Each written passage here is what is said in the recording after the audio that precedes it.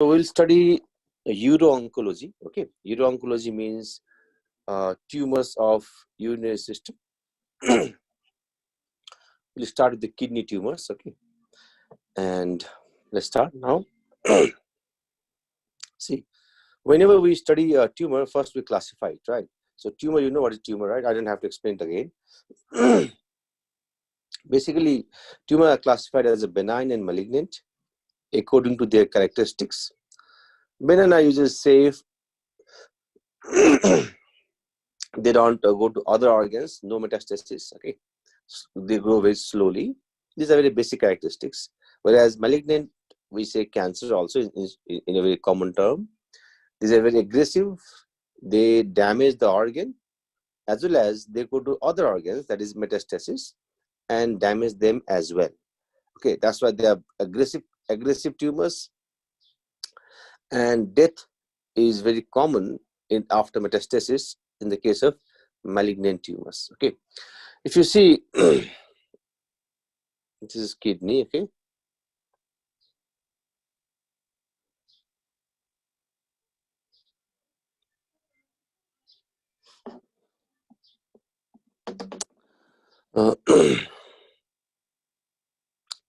so there are the area,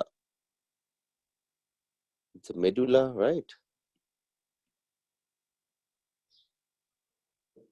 Okay, cortical area. So see, as you know, this cortex and medulla composed of nephrons, right? So it's a nephron. Okay,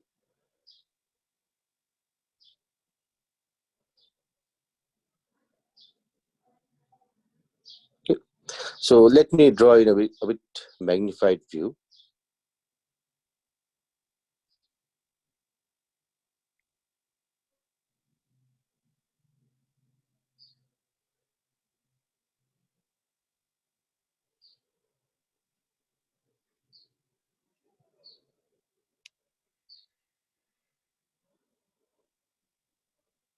Okay, so you know the parts, right? So this is nephron, the functional unit of kidney. Okay, and we know there are a lot of blood vessels there, right, supplying the area of kidney. A lot of fats around the pelvis. Okay, in the pelvic cavity. So when the tumor arises, it arises from these cells or these parts of the kidney. Okay. For example, if a benign tumor arises from the fat, we say lipoma. If a benign tumor arises from the smooth muscle of kidney, we say leiomyoma, right? If a benign tumor arises from the cells, these epithelial cells of nephron, we say adenoma.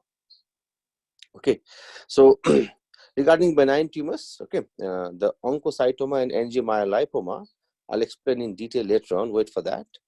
So depending on the source of from where they arise, we have the name like adenoma, leiomyoma, lipoma.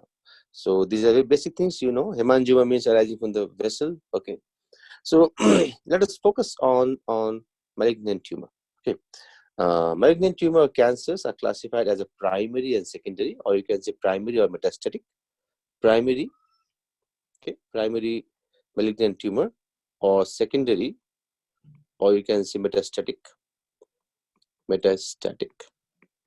Okay.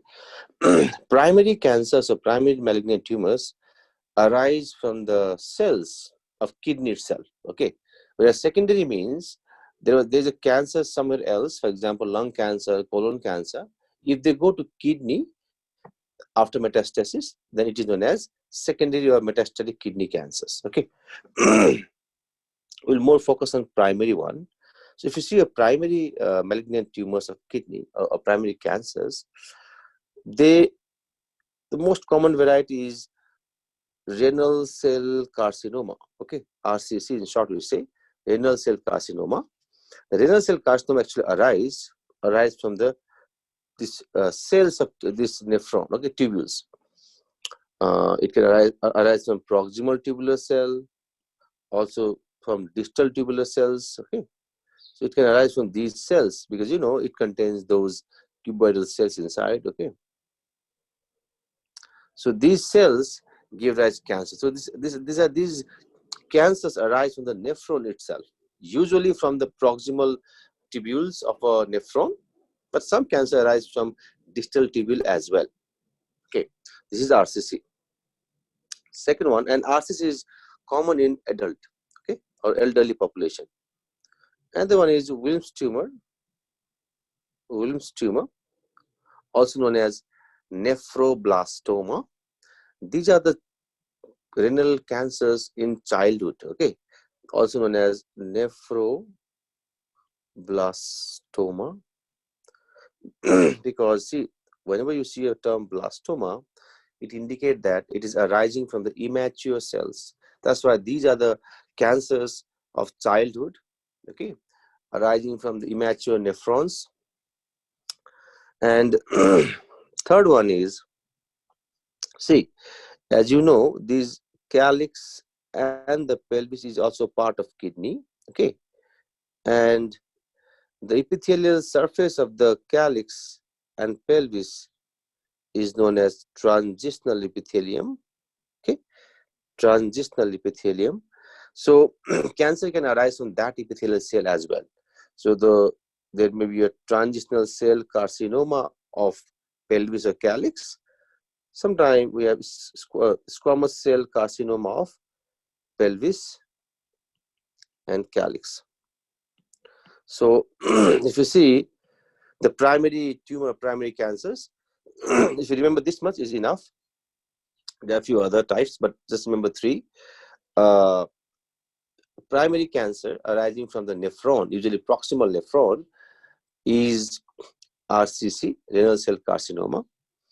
Similarly, the primary cancer that arises from the immature nephron in children, known as nephroblastoma or Wilms tumor, is also arising from the immature nephrons. And if the cancer arises from the epithelial cell of calyx and pelvis, it is either transitional cell carcinoma, mainly, sometimes squamous cell carcinoma. So we'll more focus on, today we'll focus on RCC, okay? And next lecture, we'll study about Wilms tumor and these benign tumors, okay? And what is secondary? I've already told you, cancers in other areas like lung cancer or maybe colon cancer, any other cancers, if they, they metastasize from the original site to the kidney, then these are known as secondary cancers because the primary site is somewhere else, lung, colon, or other cancers. Okay, so this is the way how we classify the tumors of kidney. Okay, so just a basic thing. Renal cell carcinoma has a lot of name. Okay, I suggest please remember those names. Gravis tumor, because the person who have identified this one. Adenocarcinoma, it is also known as renal adenocarcinoma because as the tumor, as the cancer is arising from cuboidal cells, okay, whenever the cancer arises from cuboidal or columnar cells, we give a term adeno. It's like a glandular epithelium, adenocarcinoma. There's one more term we use, hypernephroma. Hyper means above, nephroma means kidney. I'll tell you just wait for a while why we say hypernephroma. Wait for a while. So please remember all these synonyms, all these names, because you never know what your question, they ask. Sometimes they just say RCC, or just to make you confused, you will get other names like hypernephroma or Gravis tumor. So please remember these names. It's very important. Okay. Now let us focus on renal cell carcinoma. See, renal cell carcinoma is the very most common primary cancer. Among all those primary cancers, it's the most common, like 85% of all the kidney primary cancers, RCC is the most common one, okay? And it is predominant in male than female. Somewhere you find 3:2, somewhere you find 2:1, doesn't matter, but it is more common in male than female, maybe due to the smoking habit. That may be the reason behind, okay?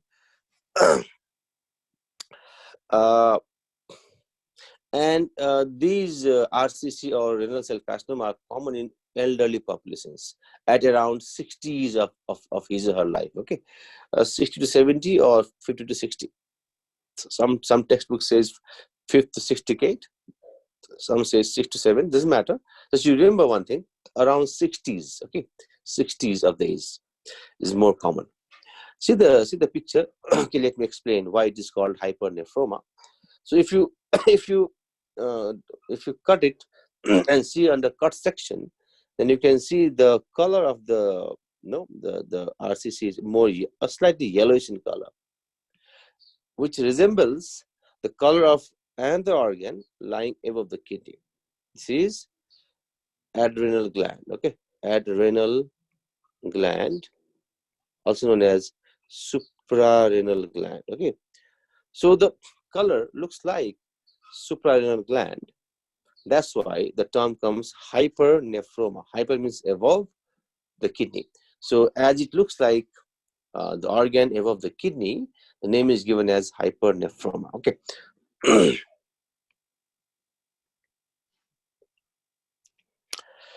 Now, as usual, okay, let me explain. I follow the pattern. Okay, first we'll have some introduction, then we will follow the etiology and etiopathogenesis, then we see the pathology, then histopathology, then we will learn about how cancer spread, then only we'll go for a diagnosis. Okay, that's why this pattern will be followed throughout my uro-oncology topic. Okay, now see, whenever we think of any malignancy, actually the cause is not known, but we have some risk factors which increase the cancer. And if you classify the risk factor, we can classify basically in two groups. One is genetic factors, other is environmental factors.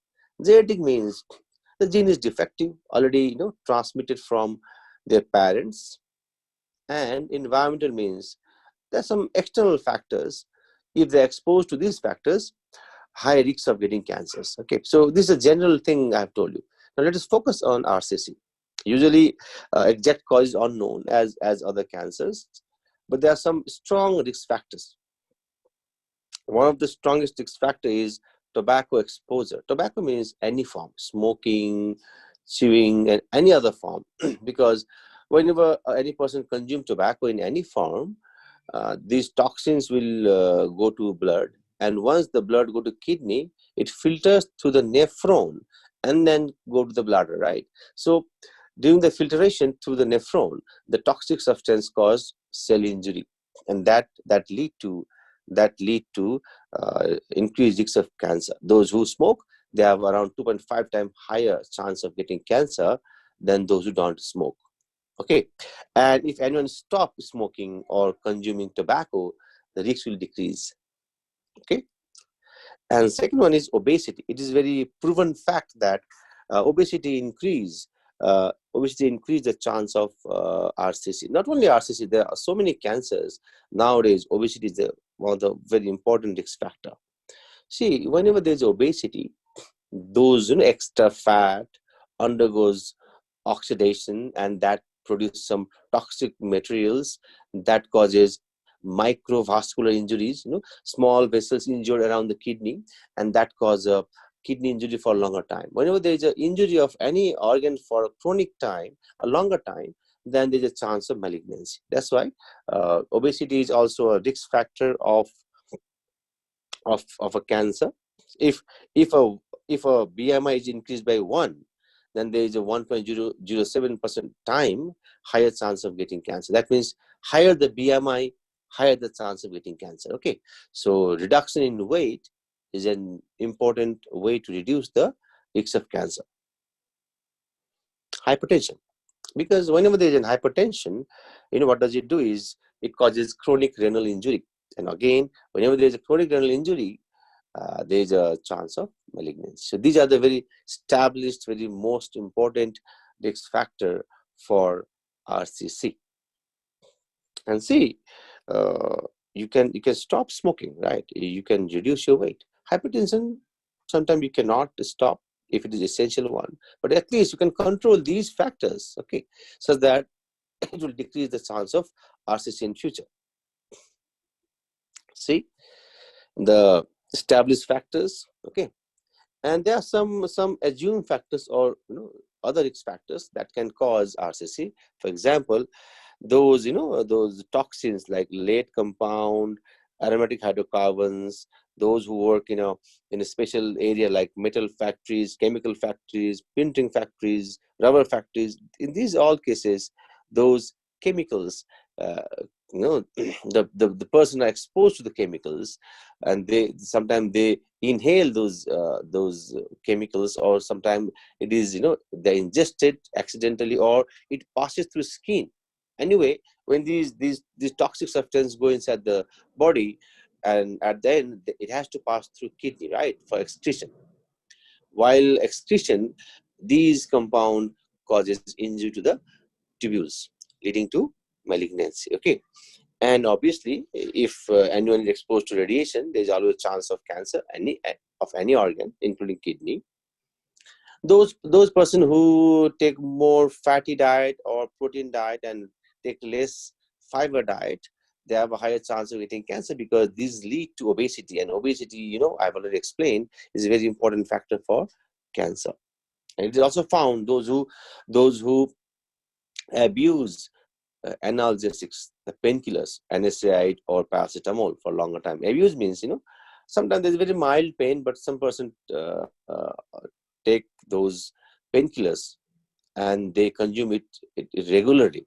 In those person also, it is found that these analgesic or painkiller abuse has increased the chance of RCC.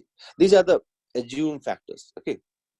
But the most strong risk factor are tobacco exposure, obesity, and hypertension. If you see, so basically, according to occurrence, RCC of two types.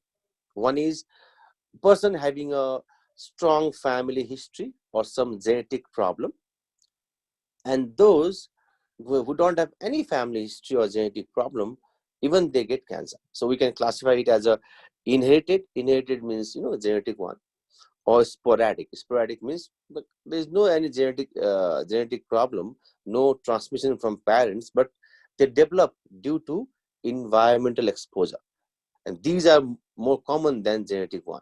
Okay, please remember there's some genetic disorders which have a higher chance of getting cancers. These please remember for your exam point of view. Okay, just remember the names, like von Hippel-Lindau disease.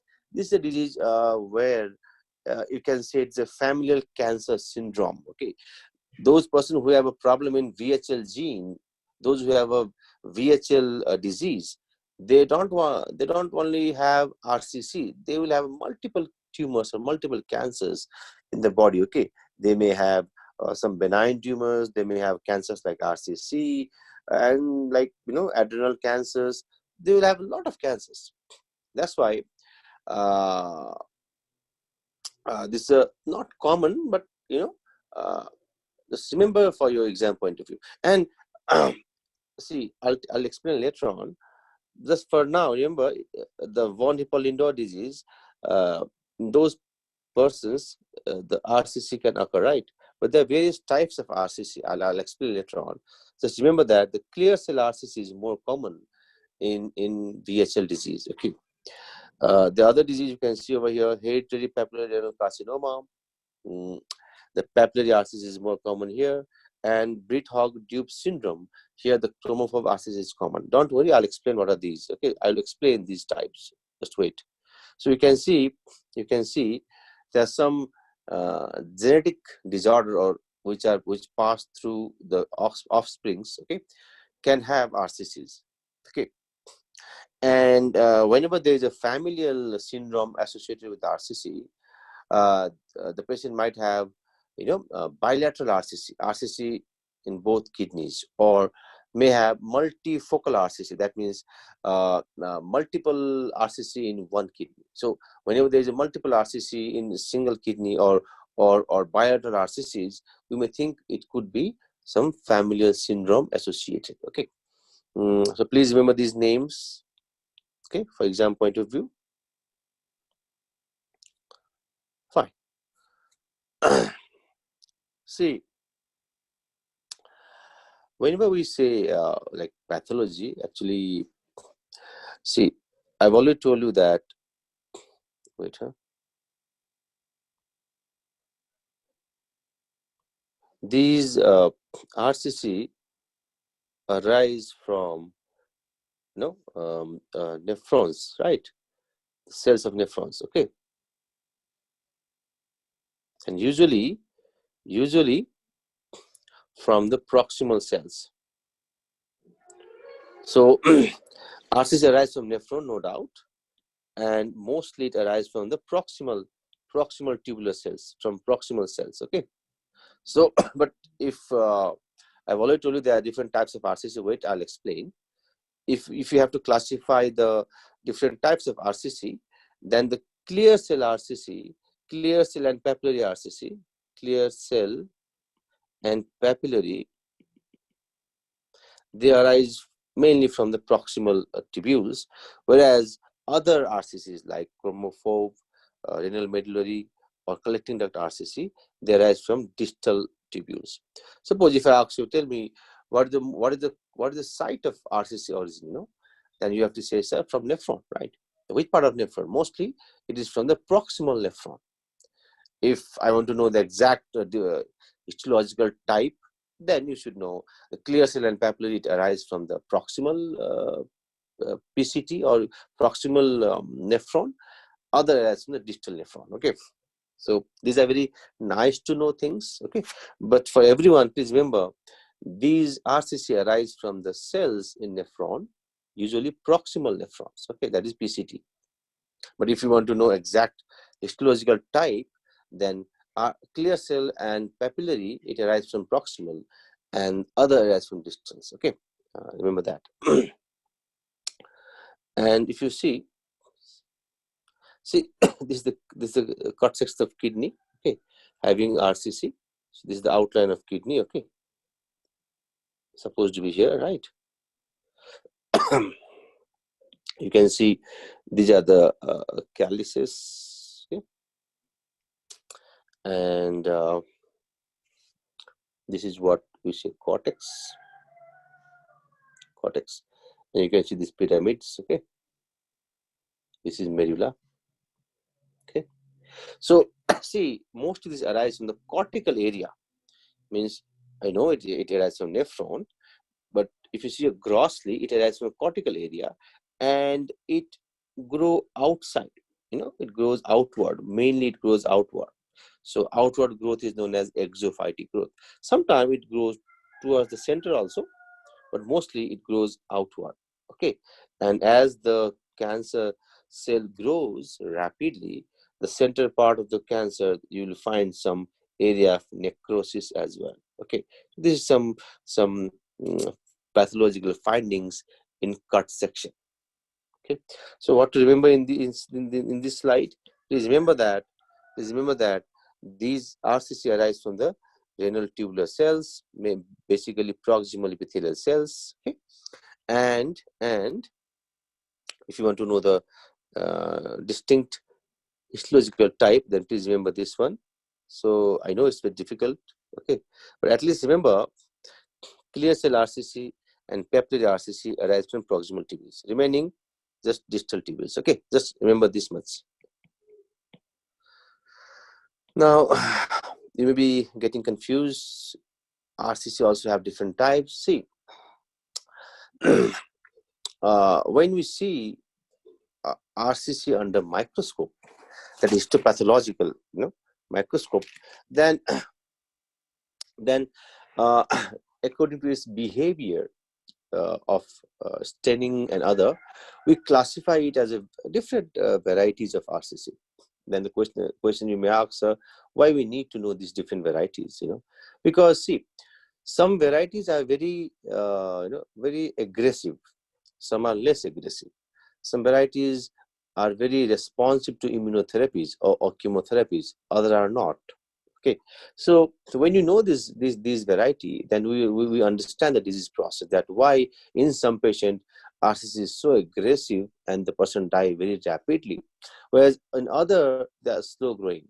Why in some patient the immunotherapy or chemotherapy works, whereas in other patient it doesn't works. These things can only be explained by these histological findings or histological types. Okay, that's why this and obviously when things are difficult, it is very commonly asked in exam, right? So exam point of view, yes, study, and also to understand the disease process, you have to know these different histological types. Okay, so it is classified as clear cell RCC, papillary RCC, chronophobe RCC, collecting duct type, renal medullary RCC, and sometimes sarcomatoid RCC and unclassified. There's so many different types, right? So, but I suggest you, I'll teach you it. Mainly these three, one, two, three. These three almost constitute about 98-99% of RCC. So we'll discuss something about these three varieties. Okay, others just we will just know the name only. But these three are the more important. We'll explain these three later on. Just remember one thing. There's one information you should know. Please remember this one. Just this much, that a medullary type of RCC is common in those patients who have sickle cell anemia. Okay, specifically questions are asked that which type of RCC is found in sickle cell trait or sickle cell anemia. So the answer is renal medullary RCC, medullary variety. Okay, so I've seen the questions. They have asked this question, right? So please remember these name. Otherwise, we will just learn about these three. Okay.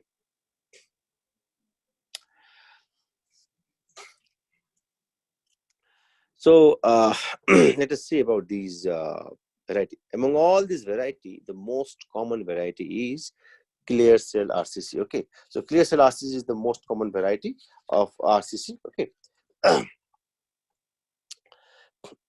See, these different names are coined by pathologists. Okay, whenever they see these tissue under the microscope, they see different behaviors and they give the name, and then we correlate these different variety with clinical findings. So that's why sometimes the names seems to be a bit difficult to remember, understand.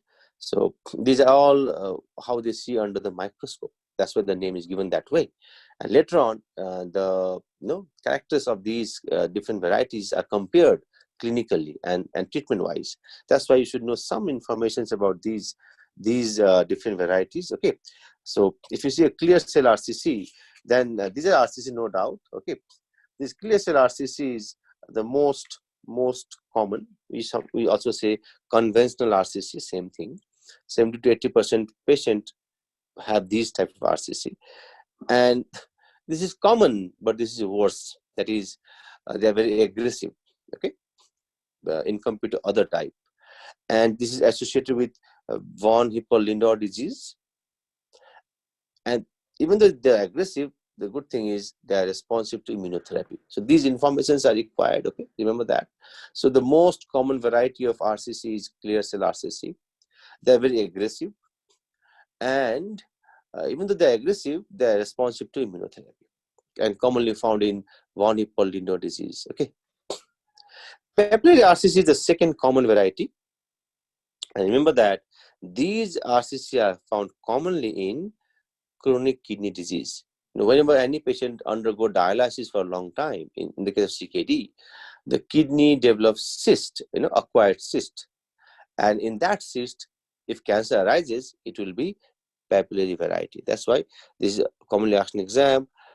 Which type of RCC is found commonly in dialysis patient?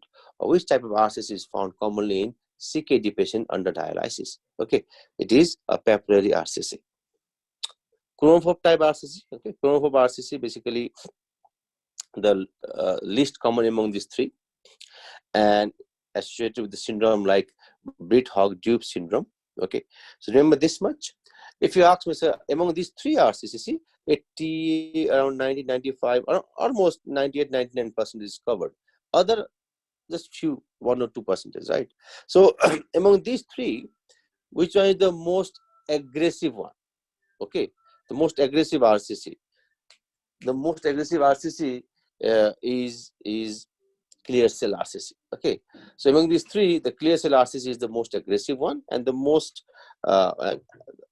RCC having better outcome is papillary RCC. So remember this one. Okay, so among these three, papillary has good prognosis, followed by chromophobe, followed by clear cell RCC.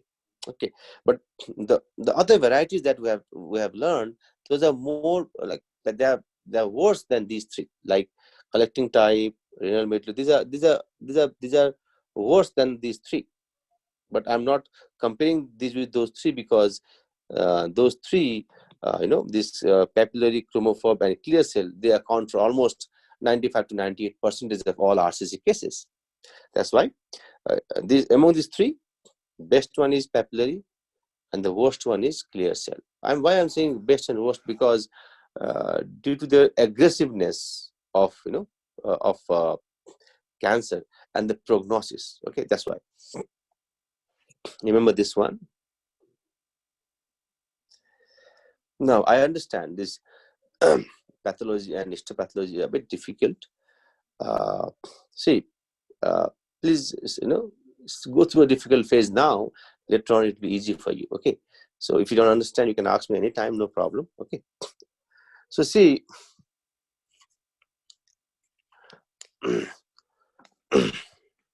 spread. Why cancers are dangerous? Because they spread. That's why they are dangerous. Okay. If you see the spread, we classify spread as local spread. Local means the cancer is spreading to the surrounding structure, and there is distant spread. Distant means metastasis. Metastasis, right? Metastasis. Okay, that means the cancer will go to other organ far away. So regarding local spread, let me tell you one thing. Okay, this is kidney. This kidney is surrounded by a fascia known as fossa aorta. Okay, a thin fossa is there, tough rather, and there's a adrenal gland. So it also split and cover the adrenal gland, okay, in a different compartment, and goes along the ureter and mix with this. So the fossa aorta covers the kidney, and when there is a this RCC, then it has to cover this fossa aorta, come out, and then spread to the surrounding structures. Like it may spread to, depending on the structure nearby it. It may go to colon. Colon is related to the anterior surface of the kidney, both side. It may go to pancreas, especially the left kidney. Okay, so depending on the organ which is nearby these kidney, it can go to that organ. It can go to adrenal gland. Okay, so nearby organs can be affected by the local spread. Okay, and if we talk about distant spread or metastasis, then the most common way of metastasis is hematogenous via blood. Okay, and the unique thing about these RCCs, in these cancer cells, they make a thrombus. Thrombus means clot type. Okay, and they follow through renal vein. This is renal vein. Okay, and then go to the inferior vena cava. Once it goes to the inferior vena cava, the first organ to affect is lung. Okay, they go to the lung first, and they can go to other organs like bone, brain, liver, or any other organ. The most common site of these metastasis is lung. So it go through vein, okay, via thrombus. So a venous thrombus is formed. Okay, it will occlude the renal vein and go to along the inferior vena cava, and first of all it go to the lung. Then it can go to other organs. Okay, remember that.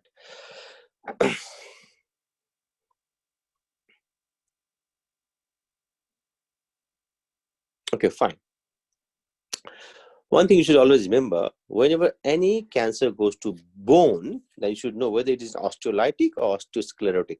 That means some cancers go to the bone and destroy bone, and like by a lytic mechanism, break it out, or it can form a new bone, which are very thin and fragile, and they break it, like osteosclerosis.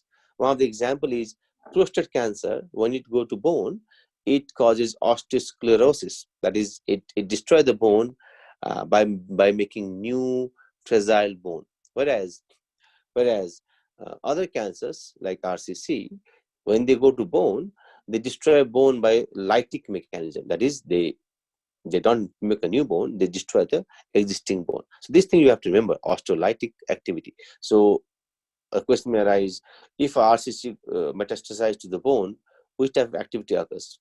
Osteolytic, osteosclerotic, both, and none? Answer is osteolytic. It breaks the bone by osteolytic activity. And one more thing, the cancer can travel. Cancer can go to other organs through lymphatic route as well. Okay, first of all, obviously, the cancer will follow the lymph node around the kidney. Then it goes to the at the end. It goes to the left. At the end, it goes to the at the end. It goes to the uh, mm, left supraclavicular lymph node. Okay, left supraclavicular lymph node. Okay, so how it happens? Let's see. Wait, huh? Yeah. See, this is abdomen. This is abdomen. Okay, and I'm talking about kidney. Okay. Suppose there's a kidney cancer. Is there RCC? Okay, RCC. And if the cancer spread along the lymphatic route, then obviously it will go around the lymph nodes around the kidney first, and at the end, if you remember your basic anatomy, the cisterna chyli is there. Okay, cisterna chyli. This is the beginning of thoracic duct. Okay, and this is the chest cavity. Fine, chest cavity. You have lung over here, right? Lung over here, and the heart is at the center. This thoracic duct enters through the diaphragm, travel to the thorax, and turn to the left side, and it empties is lymph at the junction between internal jugular vein and subclavian vein. So it empties its lymph into the venous circulation. So these lymphatics will go to the cisterna chyli. Obviously, the cancer will also go there, and it will travel along the thoracic duct.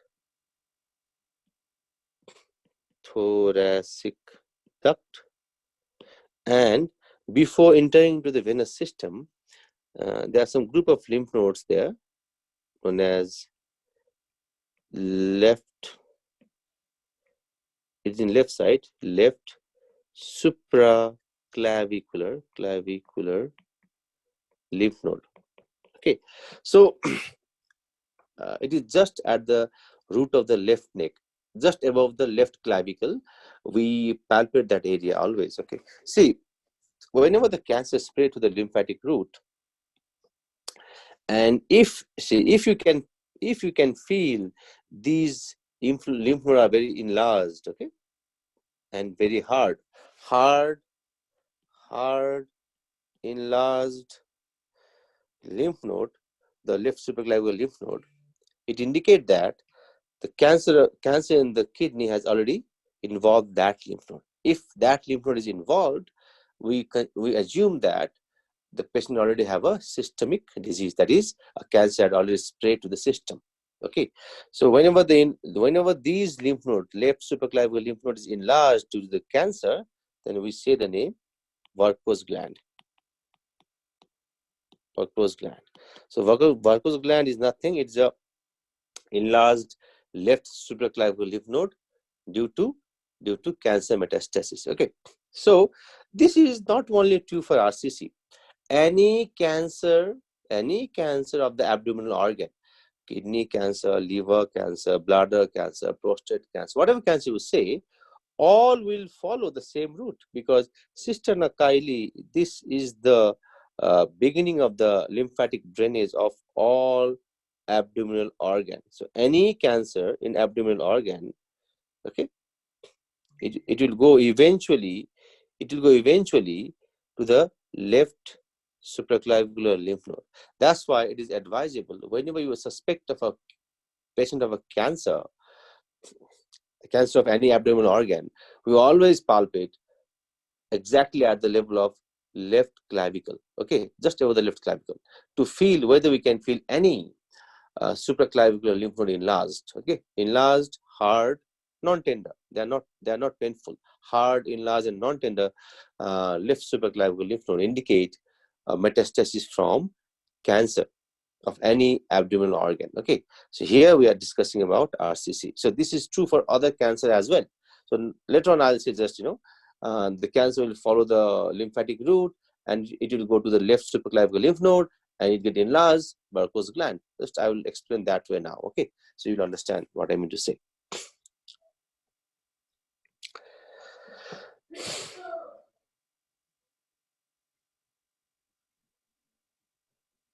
Okay, see.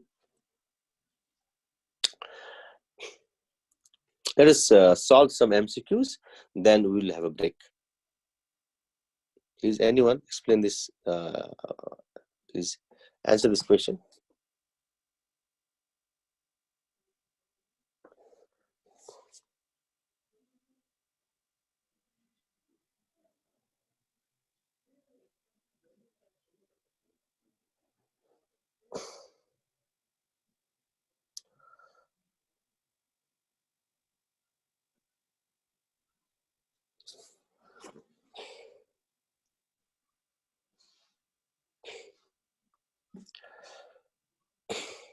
Okay, so the most common histological type of RCC is, no doubt, clear cell type, around 70 to 80%. You are correct.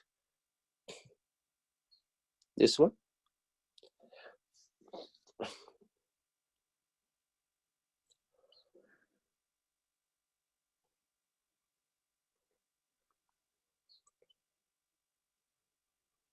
Yes, if I'm asking a very, very simple question, most common site of origin of RCC is proximal tubules, right? But if I ask you specifically, okay, from where clear cell arise, from where papillary cell arise, from where chromosome arise, to like that, okay. But for now, it's just in a PCT is fine. Proximal convoluted tubule. PCT means proximal convoluted tubule.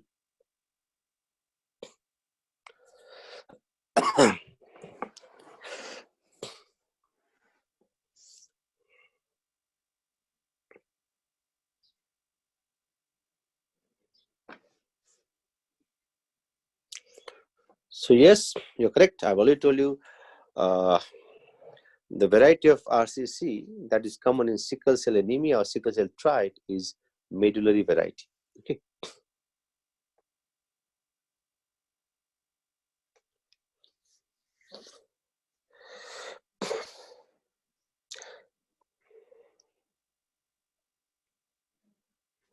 Chromophore variant of RCC is common in, I know these syndromes are difficult for you, but at least try to remember what I've told. Nice. It's C, Brit-Hogg-Dupe syndrome. No problem. You can go through the lectures later on, and you can solve this question. No problem. The most common site for secondary metastasis in the case of hypernephroma. See the question I've given here, hypernephroma. I haven't asked you RCC. So RCC, hypernephroma, same. So if you don't know that, then you'll be confused. Okay, what is hypernephroma, right? So I may ask you, like, the most common site for secondary metastasis in the case of Graves tumor. Same thing. In the case of renal adenocarcinoma, same thing. Renal cell carcinoma, same thing. So you should know these names. Okay. Sometimes to confuse you, we can ask the question with the different names. The answer is very easy. It's lung, right? And everyone knows that. Hypernephroma means RCC.